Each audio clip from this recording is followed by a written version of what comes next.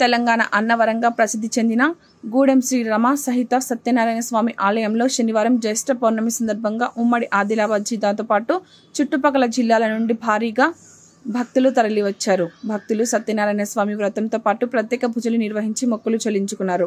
భక్తులకు అన్నదానం, త్రాగునీటి వసతి కల్పించారు. భక్తులకు ఎలాంటి ఇబ్బందులు జరగకుండా ఆలయ కార్యనిర్వహణాధికారి సంకటల శ్రీనివాస్ అన్ని ఏర్పాట్లు చేశారు.